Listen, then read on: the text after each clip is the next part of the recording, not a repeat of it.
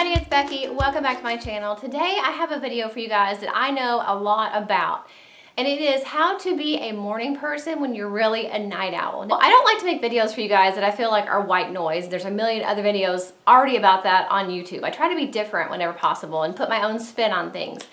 And so the first thing I did was when I had this idea, I looked at YouTube to see if there's any other videos out there like this, and of course there are tons. But of the ones that I watched, I felt like they all were the same tips kind of over and over and over again. And I feel like the things that I'm going to be sharing with you guys are mostly unique, things that I just haven't heard anybody talking about how to get up early and how to be a morning person and how to stop staying up all night long, which is what I used to do.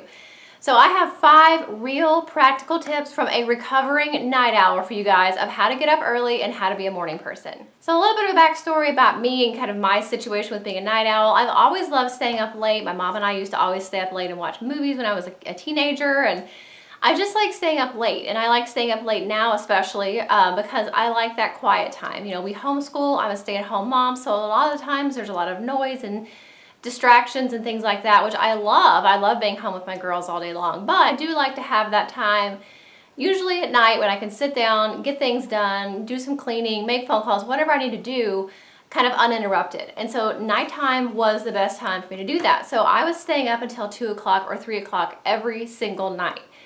And this went on for pretty much years. Until a couple years ago, I started having some health issues. Now, they weren't because of staying up too late, but staying up too late and not getting enough sleep was definitely not helping the issues. And so that's when my doctor was like, you've got to go to bed earlier. This is like for your health. You've got to do it. So that's when I really had to force myself and train myself how to stop staying up all night and how to be able to get up early, because I'm not a morning person still. I still like to sleep, but I do actually enjoy my time in the morning now. I like getting up and having that peace and quiet. I like seeing the sun come up sometimes. You know, I like having that time. So I really had to teach myself and figure out what worked and what didn't, of how to stop staying up all night and switch your body around to get used to going to bed at a decent hour and getting up early when I need to. So the first thing I did was to start going to bed a little bit earlier and then getting up a little bit earlier. So kind of adjusting your schedule that way. So maybe I would go to bed at 2:30 instead of 3 o'clock in the morning, and I would get up maybe 10, 15, 30 minutes earlier in the morning. And I would keep doing that little by little until I was used to going to bed at a decent hour and getting up at a decent time. So start small, little increments. It makes it much easier. The second thing I think is having something in the morning to look forward to, whether that be getting up and having a cup of coffee in private, taking a walk, doing some kind of daily devotion, doing yoga, stretching, exercise, you know, journaling, watching TV, whatever you like to do that you enjoy doing by yourself. Have something like that to look forward to in the morning. I actually really enjoy, like I said, getting up and having that quiet time in the morning before anybody else is up, to get some work done, to plan homeschool stuff, to write emails, to whatever I need to do. I really enjoy having that time. So instead of having my alone time a lot at night, now I have switched it to having that alone time in the morning. And also, as silly as it sounds, really look forward to getting up and having my Leap and Lemurs for breakfast. It's my favorite cereal. I eat it every single day for breakfast. And sometimes just being hungry and wanting to get up and eat my breakfast really is motivation to get me out of bed. So find something that you like to do, that you only do in the morning, that you are going to look forward to, and that will really help get you out of bed in the morning. My third tip is to not take naps during the day. That's one thing that would happen to me before, is when I would stay up really late at night. You know, I would get up in the morning, and at that time I was getting my oldest off to school, because at that point she was public schooled, and some of the time I didn't have a baby, or some of the time I did have a baby, and so I would put her down for a nap, and then I would have to take a nap to get through the rest of the day. Well, that makes you not sleepy for bedtime when you've taken a nap during the day, especially if you've taken a nap too late in the day. So I would say to try to avoid taking naps during the day, but especially in the beginning when you're trying to transition yourself to going to bed earlier and getting up earlier. If you're taking naps in that kind of transitional period, it's going to really mess with your sleep cycle. So now I'm to the point where I can lay down and have a little rest, maybe after dinner for like 20 minutes or so, and still not affect the time I want to go to bed. But otherwise, I would really be careful of if you're taking naps and when you're taking naps and how long they are, if you're trying to get yourself into a schedule of going to bed early. Also, exercise is really important.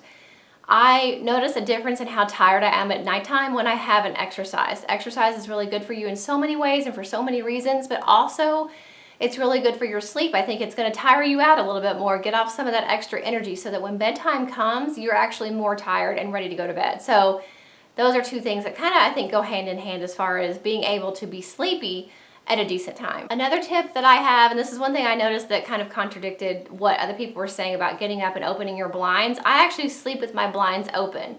I personally like having them open at night anyway, and then it helps out in the morning because when the sun comes up, it naturally comes in my room, and so the natural light wakes me up at around 6 or 7 o'clock. So that really helps me to be able to know it's time to get up and be motivated to get up when the sun is kind of shining in my face. My fifth tip is don't watch TV or look at your phone or play on your phone when you're in bed. I know we all want to do it, and it's tempting to think, well, shoot, I meant to watch that video earlier. I'm just going to lay here and watch it.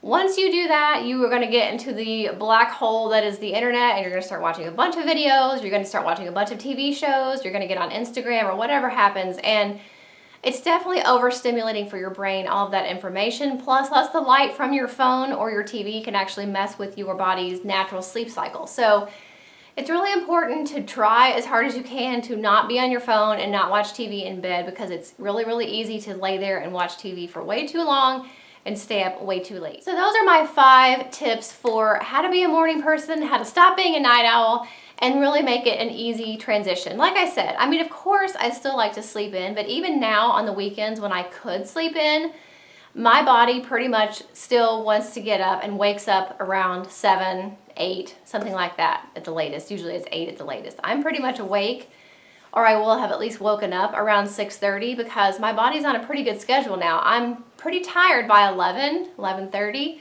And I'm pretty much ready to get up at 6:30 or 7. So for me, that's a huge improvement from staying up until 2 or 3 in the morning and then having to have naps throughout the next day to kind of make up for that sleep that I lost overnight. It definitely takes a little bit of practice and time to get to this point, but I feel like it's much better for you. I do feel like getting up in the morning does have benefits that staying up late at night doesn't. Like it's, you've got the sunrise, you've got the promise of a new day. You can really focus on being productive and getting things done. And like I said, it's also my quiet time where I do my devotions and things like that. So it is a really good habit to get into, and it is a hard habit to break, but you can do it with these 5 practical tips, because if somebody like me who wants to stay up all night long can do it and retrain yourself, I know you guys can do it as well. So I hope they were helpful. If it was, make sure you give it a thumbs up. Don't forget to subscribe and hit that little bell, and I will see you in the next video. Bye. Thank you so much for watching all the way to the end of this video. If you want to see 2 of my older videos, you can click the links right here. And if you want to subscribe to my channel, if you haven't already, and you definitely should, you can click right here. I upload every single week. I have some links in the description box for some of my favorite stores and products, as well as my P.O. Box address. Check out those links if you're interested in those, and I will see you guys in the next video.